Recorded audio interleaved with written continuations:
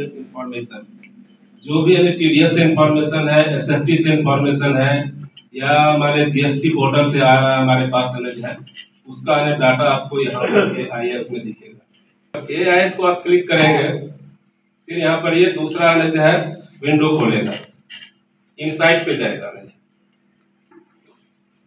यहाँ पर जब हम लोग आएंगे, नहीं है, वो तो बैंक ट्रांजैक्शन हो रहा है, तो बैंक पे तो रिफ्लेक्ट कर रहा है 1 लाख और वो रिटर्न भर रहा है 1 करोड़ का, और उसी हिसाब से टीडीएस भी जमा कर। नहीं तो जो देखिए, अगर 1 लाख पर कटा है, अगर आप 1 करोड़ दिखा रहे हैं अपने मन से, तो फिर हमें आपका डिफॉल्ट है, उसमें बैंक का क्या? वो 1 लाख रुपया पर आपने टैक्स काटा है। हमको जो सोर्स आएगी, जो इंफॉर्मेशन आएगा जहां से, उसी पे हम लोग वेरीफाई करते हैं बात, ठीक है? क्या उसी के हिसाब से आप मानेंगे? हाँ, और उस कंपनी को हम लोग लेटर लिखते हैं कि आप जो दिए ना, ये इंफॉर्मेशन ये नहीं है, ये दे रहे हैं, ये तो वो लोग भी उसको ठीक करता है। अगर वो नहीं ठीक करता तो उनके जो होता है ना, उन लोग पे पेनल्टी होता है, और डेटा पेनल्टी है वो आपका नहीं है। जैसे टीचर लोग का होता है ना, टीडीएस काटता नहीं है, टीडीओ हो गया, तो वो टीचर के ऊपर नहीं पेनल्टी होता है, टीडीएस उसके टीडीओ पे होता है, और डेटा होता है। लेकिन वो क्या है ना कि हम लोग टीडीएस में ही मैटर को सॉर्ट आउट करने की कोशिश करते हैं। नेक्स्ट हम लोग देख रहे थे कि जो ई वेरिफिकेशन है, उसका मैंने बताया कि इसका सोर्स कहां से आता है, इंफॉर्मेशन हमारे पास आता कहां से। मैंने 3 बताया, एक टीडीएस से आता है, सेफ्टी जो फाइल है उसके यहाँ से आता है, और एक फॉरेन रेमिटेंस या जो जीएसटी आता है वहां से आता है। फिर उसका हम लोग वेरिफिकेशन करते हैं, मैंने बताया करके टैक्स पेयर के लेवल पे, और जहां से सोर्स है वहां से, दोनों जगह से हम लोग करते हैं। लेकिन एक चीज यहाँ पे है कि टैक्स पेयर को रेस्पॉन्सिबल होना पड़ेगा। अगर आपके पैन पे एआईएस में कोई इंफॉर्मेशन आई है, तो आप लॉगिन करके हमेशा देखते रहें, मेल पे देखते रहें कि कोई तरह का नोटिस वगैरह आया है कि नहीं। अगर आपने 2 बार मेल का जवाब नहीं दिया, तीसरी बार आपके पास रिटर्न में जाएगा नोटिस। इसका मतलब है कि 2 बार आपने मेल का जवाब नहीं दिया, तभी तीसरी बार वो रिटर्न में जाएगा। रिटर्न का मतलब ही है कि 2 बार आपने जवाब नहीं दिया, और उसके बाद भी अगर आप जवाब नहीं देते हैं तो फिर ई वेरिफिकेशन शुरू हो जाएगा, आपका केस सिलेक्ट होगा। नॉन कंप्लायंस अगर आता है तो उसके बाद फिर आपका असेसमेंट हो जाएगा, आप फिर दौड़िए, अपील में जाइए, जहां जाना जाइए। ये परेशानी होगी के तरफ से चलता है, छोटे छोटे जगहों पे जो सीएसपी खोल कर बैठा हुआ है, वो है क्या? वो देखिएगा कि सीएसपी जो है वो छोटा स्तर पर 10,000 अमाउंट उसका लिमिट रहता है, लेने का देने का दोनों वाले और अपना पैन दे करके वो करंट अकाउंट में उसका डिपॉजिट विड्रॉल करते रहता है। करना क्या होता है कि उसके पैन पे वो 1 साल में मान 3 करोड़ का कस्टमर से पैसा लिया, जमा किया, वो तो बैंक का पैसा है, कमीशन मिला 2-3% साल में 70-80 हजार रुपया कमीशन मिलता है। लेकिन जब इंफॉर्मेशन आती है, जब बैंक फाइल करता है एसएफटी, तो देखता है अरे इसके करंट अकाउंट में इतना करोड़ का है। बैंक को ये नहीं पता है कि ये उसका फ्रेंचाइजी लिया हुआ है, सीएसपी चला रहा है, उसको कोई मतलब नहीं है। वो उसके बैंक पे ट्रांजैक्शन करंट अकाउंट में दिख रहा है, जो भी है वो इंफॉर्मेशन आ गया। अब क्या है कि उसके मेल पे नोटिस आती है कि भाई आपके करंट अकाउंट में 3 करोड़ का ट्रांजैक्शन हुआ है, आप इसका सोर्स बताएं। अगर उसी लेवल पर वो बता दे कि भाई देखिए ये सीएसपी मेरा चल रहा है, ये रजिस्ट्रेशन है, ये मेरा पूरा बुक्स ऑफ अकाउंट है, कस्टमर का पैसा है, उसका एविडेंस स्कैन करके डाल दे, वहीं पे उसका ये वेरिफिकेशन क्लोज हो जाए। लेकिन होता क्या है कि गांव में वो बैठा हुआ रहेगा, खोल करके जवाब नहीं देगा, और ऐसे केस सिलेक्ट हो जाते हैं स्क्रूटनी में, और अभी वो दौड़ रहा है। हमारे कई मित्र हैं बेगूसराय जिला के, बेचारे आए थे कहने के लिए मैं क्या कर सकता हूँ, तुमने जवाब नहीं दिया। अब फिर अपील में जाएगा, अपील में जाकर के वहां छूटेगा, जहां भी जाएगा परेशानी तो बढ़ती है। लोग आते हैं यहाँ पे, जो मेन आप लोग के साथ जो एसएफटी फाइलिंग का इश्यूज है, चूंकि एसएफटी जो फाइल करते हैं, जो रिपोर्टिंग इंटाइटीज है, वह रोल क्या हुआ, वो प्रॉपर भरना है, जो मैंडेटरी फील्ड है उसको भरना है, ठीक है। फॉर्म 60 का नियम है कि आप अगर पैन के बदलाव में लेते हैं, अगर पैन नहीं है तो फॉर्म 60 लेना है। ऐसा नहीं है कि पैन नहीं है तो आप ट्रांजेक्शन नहीं करेंगे, है ना। लेकिन फॉर्म 60 लेना है। फॉर्म 60 नया आ गया है 10 अक्टूबर 23 से, 25 कॉलम उसमें है।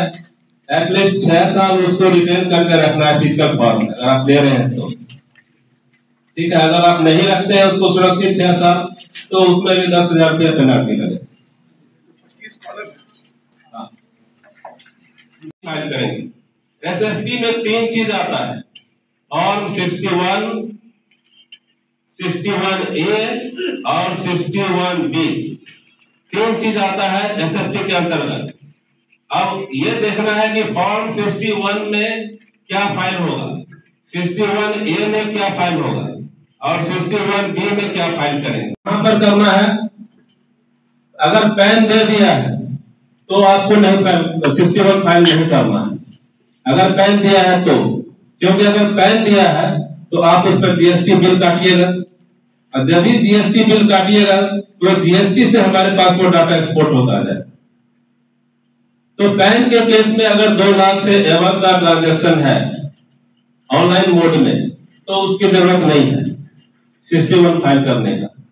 लेकिन अगर पैन नहीं है, नॉन पैन केसेस है और उसने फॉर्म 60 आप भरवा लिए हैं, उससे भरवाना मैंडेटरी है। अगर नहीं भरवाते हैं फिर वहां भी आपको पेनल्टी लगेगा।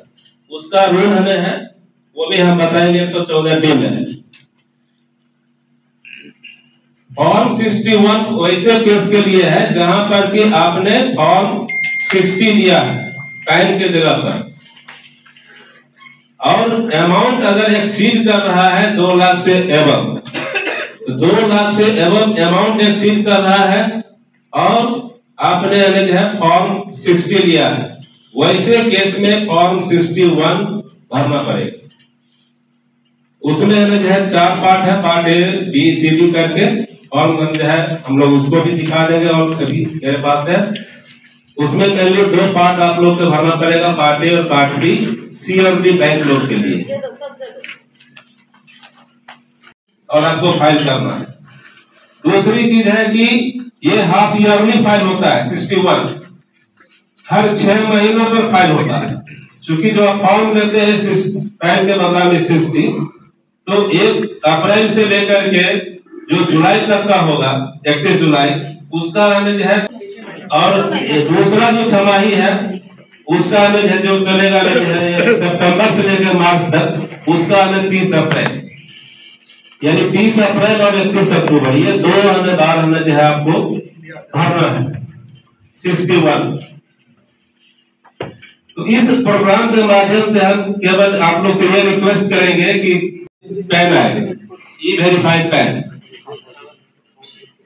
जब उसको पैन डालिएगा तो ओटीपी वेरीफाइड पैन स्टेटस, ये वेरीफाइड पैन स्टेटस में जाइएगा, इसमें आप पैन डालिए, जो उसमें दिया है उसी का पैन डालना है। ठीक है, मान लीजिए फोटोकॉपी लेके आया है, आप उसमें पैन में देखिएगा लिखा हुआ क्या रहेगा, पैन नंबर रहेगा, उसका नाम रहेगा, फादर्स नेम रहेगा, डेट ऑफ बर्थ रहता है, ये 4 चीज रहता है लिखा हुआ। वही चीज डालिए कि सही में वो उसका है भी कि नहीं है। तो पैन नंबर डालते हैं, कोई भी एक आदमी अपना बताइए, मैं अपना ही पैन नंबर देता हूँ, लिखो ANFPS। देखिए ये मेरा पैन नंबर है ANFPS 8217H, ये मेरा नाम है, डेट ऑफ बर्थ है, ये मेरा पैन है, इस पे OTP आएगा। कंटिन्यू करेंगे, ठीक है।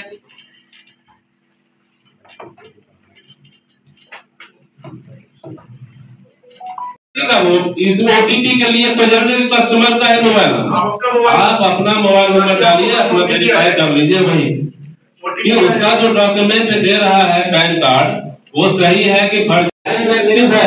लेकिन अगर नाम गलत है, mismatch, date of birth mismatch है, नहीं है, तो लिखाएगा कि ये नाम या डेट ऑफ बर्थ मिसमैच है, मतलब उसका नहीं है, कहीं न कहीं वो गलती है। इनका पूछना दूसरा है सर, इनका पूछना है कि एज ए कस्टमर मैं गया और मैंने पीएन पांडे का पैन दे दिया, आज के डेट में अवेलेबल है बहुत सारे जगह पे, और OTP आ गया, मैंने अपना नंबर दिया, मेरे को OTP आ गया, वेरीफाई भी कर दिए गए, तो ये हम तो अपना परचेज किए निकल गए, इस केस में क्या हमने दूसरे आदमी का पैन ले रहे, अब दूसरे आदमी का पैन रखिए, आप तो अपने फादर का किसी का पैन दे दिए कि मेरे मदर का ये ले लीजिए, तो बड़ा मुश्किल हो जाएगा। देखिए वैसे केस में चूंकि है जो है पैन अगर उसका एक्टिव है और उस पर जो है सारा इंफॉर्मेशन मैच कर रहा है, अब उस आदमी का मेरे फादर का है वो स्वयं आदमी प्रेजेंट नहीं है, ठीक है, स्वयं प्रेजेंट नहीं है जी, तो फिर हमें जो है इसमें तो पॉसिबल है नहीं उसको वेरीफाई करना, हम तो उसी पैन का करेंगे। व्यापारी तो फंस गया, व्यापारी नहीं फंसेगा, जिसका पैन है यही तो मिस यूज होता है ना। नहीं आप देखिए ये सिंपल से एग्जाम्पल दे रहे हैं। अभी हमारी जो सुनंदा मैडम है ये जब हाजीपुर में थी तो उनके पास एक केस आया, वो केस क्या था जो है वो बॉम्बे का केस था, घड़ी बेचने का केस था। उसने क्या किया था कि दूसरे का पैन यूज करके घड़ी बेच दी, ठीक है, और दुकानदार, और उसका केस सिलेक्ट हो गया। जब उसके पास नोटिस गया पैन पे तो वो आदमी कहता है कि भाई मैंने तो ये बिक्री किया ही नहीं। उसने FIR दर्ज करा दिया कि ये जो सोर्स आया है कहाँ से आया है। तो जब SFT फाइल हुआ या जहां से आया भाई ये दुकानदार ने इंफॉर्मेशन दिया है तो उसके ऊपर चार्जशीट हुआ। साइन करके सिस्टम में डाल दीजिए उसको, फॉर्म 60 लेते हैं तो उसमें उसका साइन भी करवाइए, मोबाइल नंबर प्रॉपर जो उसका एड्रेस वगैरह है उसमें सब लिखा हुआ है, क्या क्या आइडेंटिटी प्रूफ एड्रेस प्रूफ के रूप में लेना है, ये सब जो है।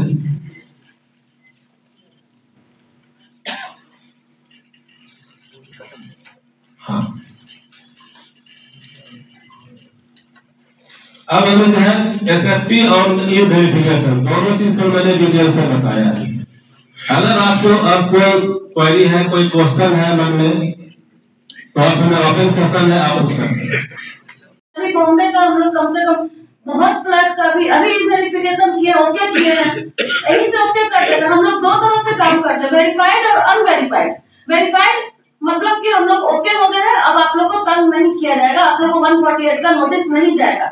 और अनवेरीफाइड मतलब कि आप लोग जवाब नहीं दे पाए हैं, या आप लोग नॉन कंप्लायंस है, या आप लोग मतलब आधा डॉक्यूमेंट दिए हैं और आधा नहीं दिए हैं, तो उन लोगों को फिर हम लोग आगे के लिए बढ़ा देते हैं, जो कि 148 में खुलता है, बाकी वार्ड में जाके या सर्किल में जाके जो 148 का आप लोग को नोटिस आता है, जो नोटिस आता है ना, वहाँ पे भी इंक्वायरी होती है। 148A का इंक्वायरी होता है, आपको वहाँ भी मौका दिया जाता है कि आप अपना सब चीज जमा कीजिए। उसके बाद चीफ सर और CID सर के पास 148D का एक जाता है अप्रूवल के लिए, उसमें अगर वो लोग ओके कर देते हैं तो 148 खुलता है, और मतलब नहीं करते तो खुलता है, और कर देते हैं तो नहीं खुलता है।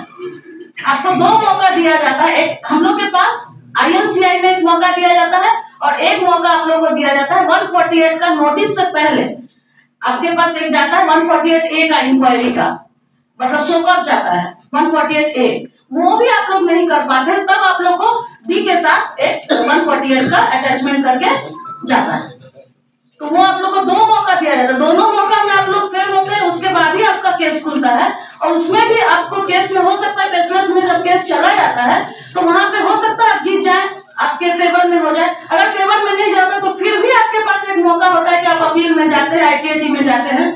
तो यहाँ पे मौका तो SSC को मतलब इनकम टैक्स की तरफ से बहुत ज्यादा दिया जाता है, GST सबसे ज्यादा। तो हम लोग तो फैमिली होकर काम करते हैं, उसी में आप फेसलेस हो गया है तो थोड़ा सा उस हिसाब से भी काम हो रहा है, तो लेकिन दिक्कत तो नहीं है। 148 खुलने से पहले बहुत सारा मौका मिलता है, और सबसे ज्यादा E-वेरिफिकेशन का मौका है। अगर आप लोग E-फाइलिंग में ही अपना सब कुछ देख लीजिएगा तो बाबा है। बहुत लोग का जितना अभी हम लोग कितना भी 5000 हम लोग अभी सर्वे हम किए थे डिस्ट्रिक्ट रजिस्ट्रार के यहाँ पटना में, 5000 का हम लोग गलती निकाले, 5000 फाइल पे गलती निकाली, तो लोग से फिर SFT फाइल करवाया किया है। SRO नहीं करेंगे तो उसको पर डे 500 रुपया देना पड़ता है अपने जेब से। यहाँ के डिस्ट्रिक्ट जो रजिस्ट्रार है पटना वाले, तो वो भरवाए हैं। और ऐसा दिक्कत नहीं है, आपका अगर 5 करोड़ का भी आप प्रॉपर्टी खरीद रहे हैं और उसमें 5 आदमी है तो 1-1 करोड़ सबका 1-1 करोड़ चलेगा। ऐसा नहीं कि 5 करोड़ आपका भी 5 करोड़, हाँ, लेकिन सबका SFT फाइल होगा, पांचों में डीड वही लगेगा, ये ध्यान रखना। और बहुत लोग तो आते हैं कि मेरा हुआ, मेरे भाई का नोटिस क्यों नहीं गया, मेरा क्यों गया, अब क्यों नहीं गया, तो हो जाए हमको तो उसी पे काम कर देते हैं। ऐसा नहीं, बहुत लोग है, बहुत लोग ऐसा आते हैं।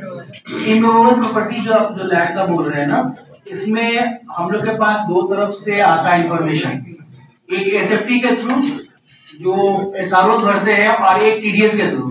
टीडीएस जो 50 लाख से ऊपर का जो सेल होता है उस पर टीडीएस कटता है, उसके थ्रू आता है।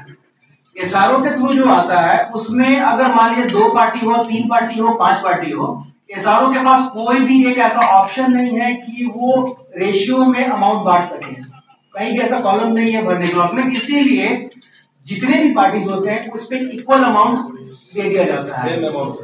अब है क्या कि जस्टिफाई कैसे कर सकते हैं आप, तो जब आप ई फाइलिंग पोर्टल पे अगर आप इंडिविजुअल जो बंदा रहता है जो एसएससीज है वो अगर अपने इंडिविजुअल पोर्टल पे जाएगा तो एआईएस एक ऑप्शन होते हैं, एनुअल इंफॉर्मेशन का एक ऑप्शन है। आप ई फाइलिंग पोर्टल पे टैब होता है, उस पर क्लिक करिएगा तो उसमें वो इंफॉर्मेशन एसआरओ और टीडीएस, अगर 50 लाख से ऊपर का होगा तो टीडीएस का दिखेगा और एसआरओ का भी एसएफटी का दिखेगा, एसएफटी 12। उसके राइट साइड में जो आपका अमाउंट दिया रहेगा, मान लीजिए कि 1 करोड़ का अगर दिया रहा है, उसमें 5 लोग हैं, 20-20 लाख सबको मिला होगा, लेकिन पांचों में वो दिखेगा 1-1 करोड़।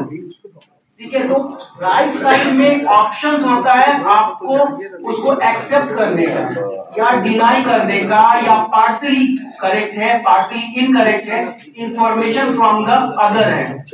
वहां पर आप उसको चूज कर सकते हैं और चूज करने के बाद अगर मान लीजिए कि आपका 20 लाख है तो आप वहां पे 20 लाख लिखिए और जिसका अदर जो इंफॉर्मेशन है 80 लाख का वो वहां पे उसके पैन उसको वहां डाल दीजिए।